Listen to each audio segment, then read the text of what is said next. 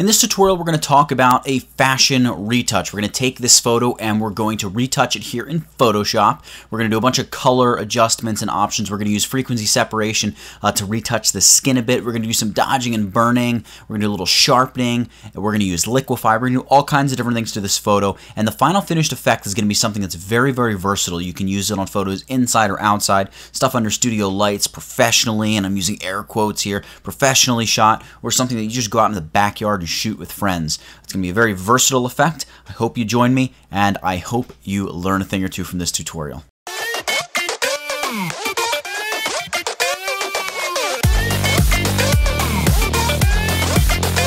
So we're going to take a look at fashion retouching in this tutorial, and I have here a photo from a fashion shoot that I did. A friend of mine, Amy, here in Philadelphia, has an amazing clothing line called Nevada Couture.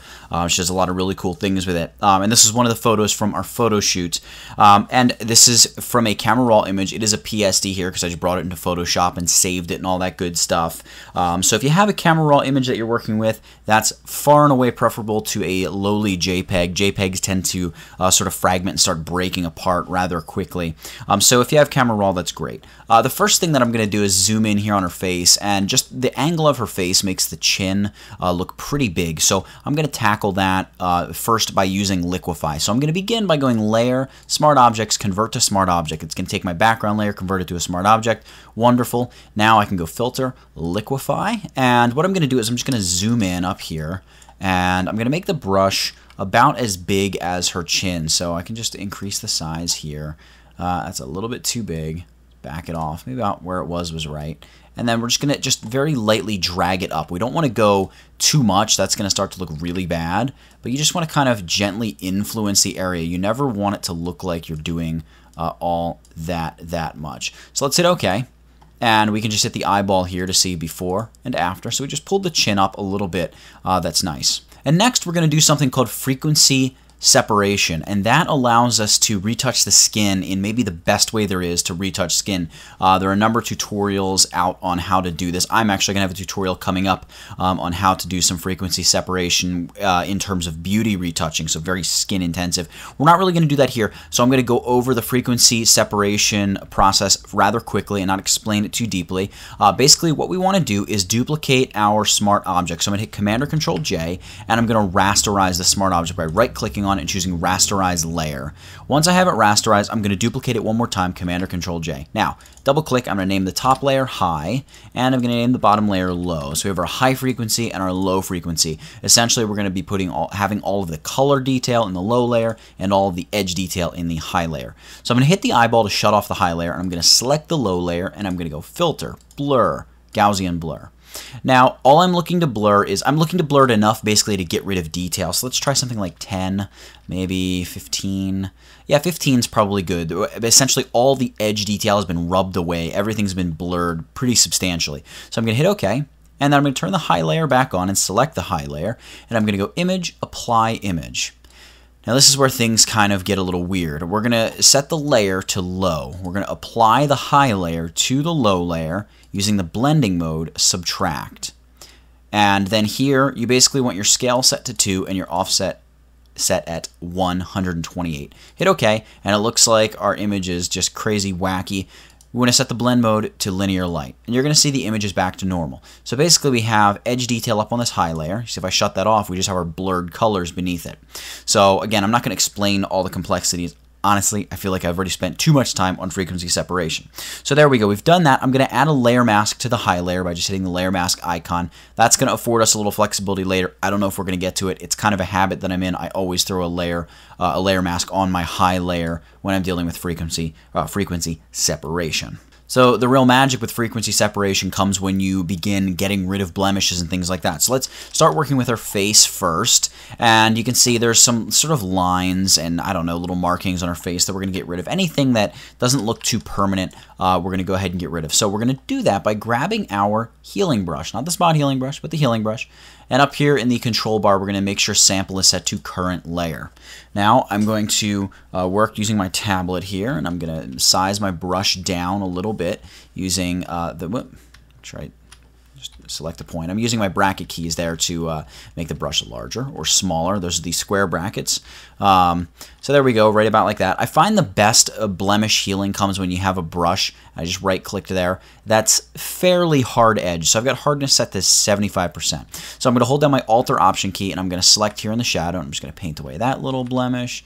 And then I'm just going to begin going over her face just like this and getting rid of any little blemishes that I don't really want to see. So here we go.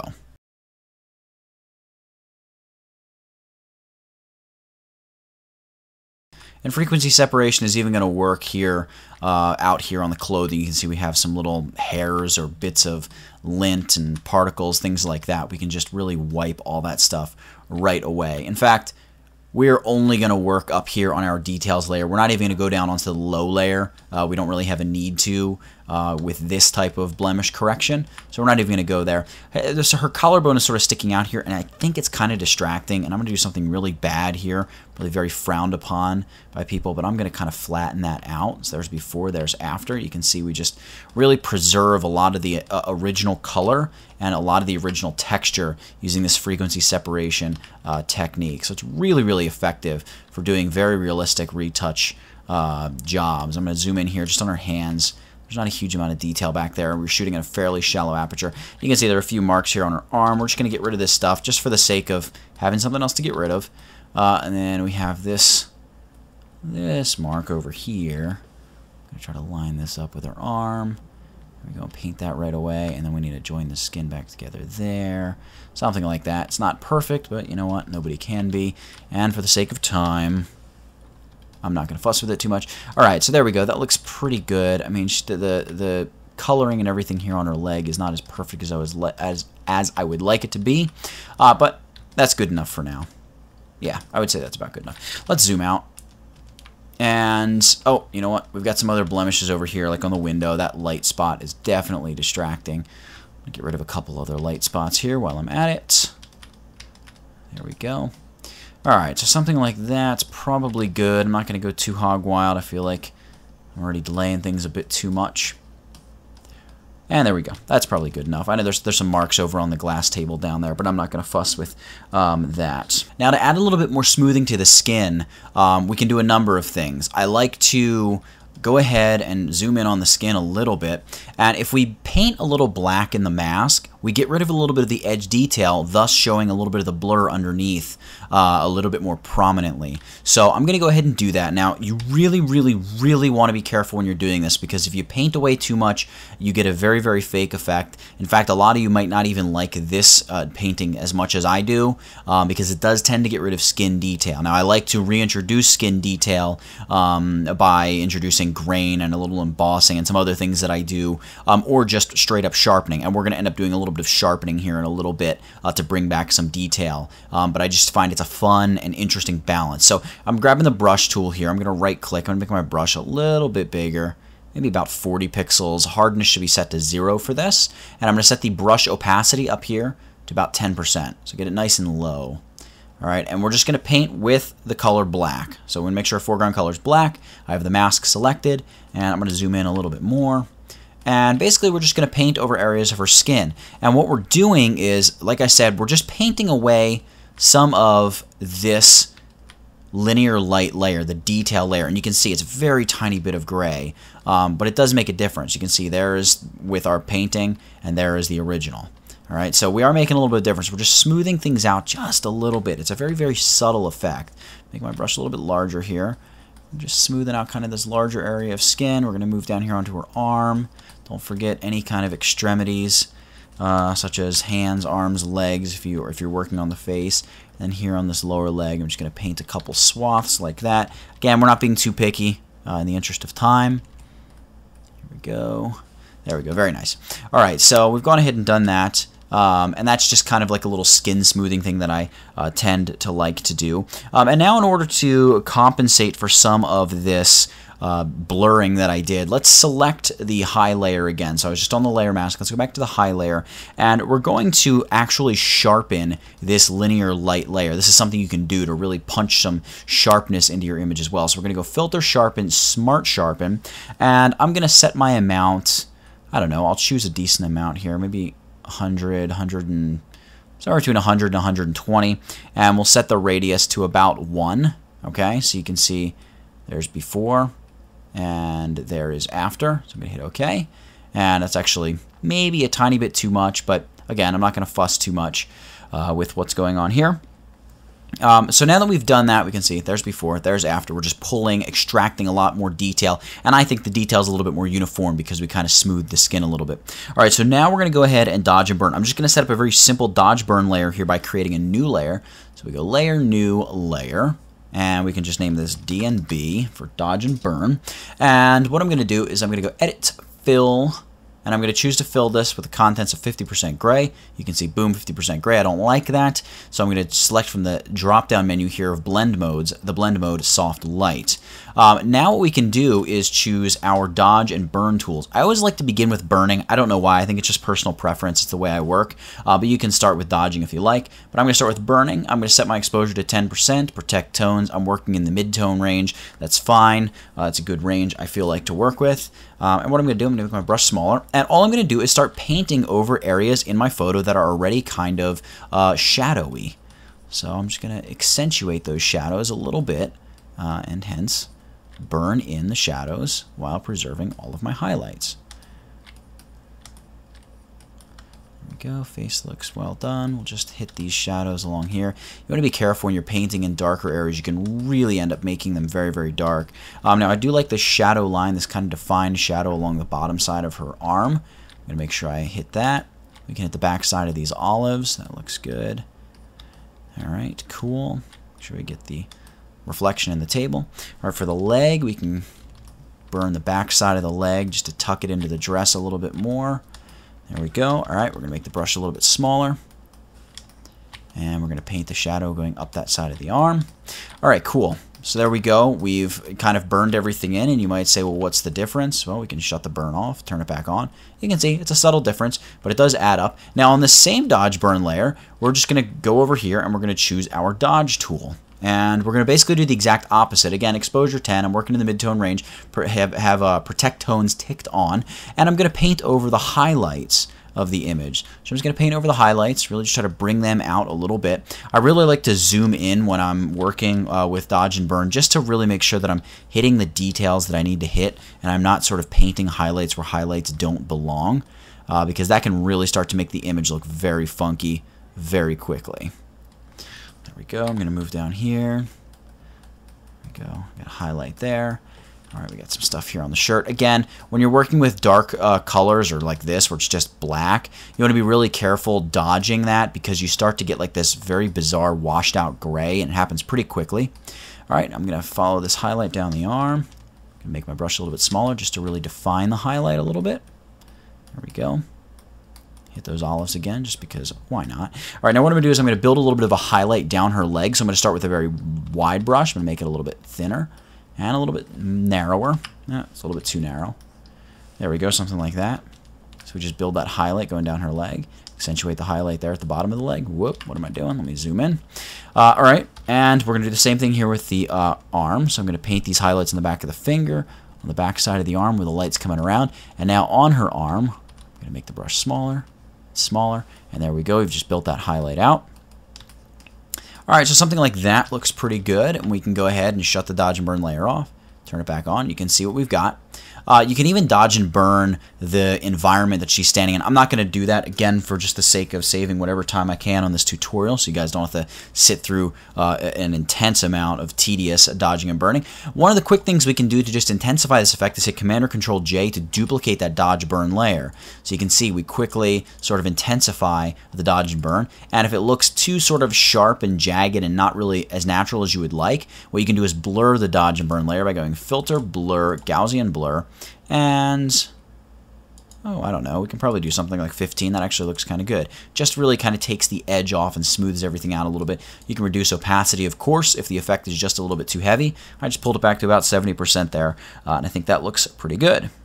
And now that we've done our dodging and burning, let's start the actual toning of the image, changing the color, changing the contrast, things like that. We're going to begin by adding I'm just going to double click this to collapse my color panel. It's a little annoying. I'm going to start here. I'm going to grab a curves adjustment layer. So I'm going to select that, and I'm going to pull this out here so we can really see what's going on. What I want to do is pull down on my highlights a little bit. So it's just going to really dull the highlights a touch.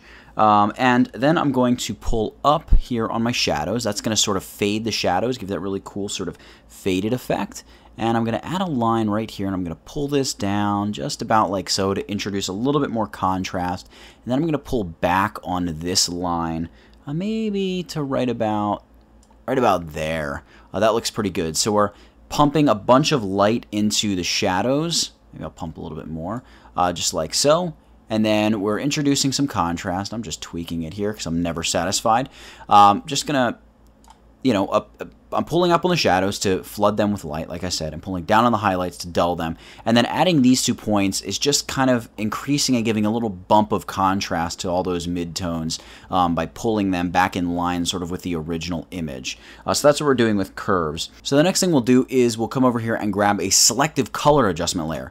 The selective color adjustment layer is that little pyramid looking icon. And I'm going to choose the whites here from the drop down menu. And I'm going to drag cyan, I don't know, over to the left a little bit. That's going to introduce some reds into the highlight. -10 looks good. The reds in the highlights really mix well with her skin tone, particularly here in the upper body. She has blonde hair, so it just kind of goes well because we're adding some red to that. And then I'm going to make sure I push a little bit more yellow into those highlights as well. So push yellow up again, about +10, actually looks pretty good. Next, we're going to go down to neutrals, and all we're going to do here is we're going to try to take some of the black out of the blacks. So I'm going to just shift the black slider backward a little bit. So you can see if I slide it all the way back, it really just blows everything out. We're just going to do it to about -5. That looks pretty good. And lastly, we're going to choose blacks from the colors drop-down menu. And here we're going to set, I don't know, we'll pump a little bit of cyan into the shadows, and we'll also pump a little magenta into the shadows. Something like so, and we will take away some yellow because the opposite of yellow is blue, so we're actually going to end up infusing some blue into our shadows. That looks cool. And we'll also just fade our shadows a little bit more yet, so -10 on the shadows. That actually looks a little extreme. Maybe we'll go like -7. That looks kind of cool.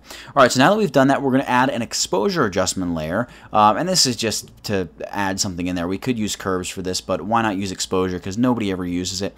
Let's increase the exposure just a little bit, maybe to about +30. I've got, or plus 0.30, excuse me. I've got plus 0.31 here. That looks pretty good. I'm just taking care that I don't blow out the highlights up there in her hair.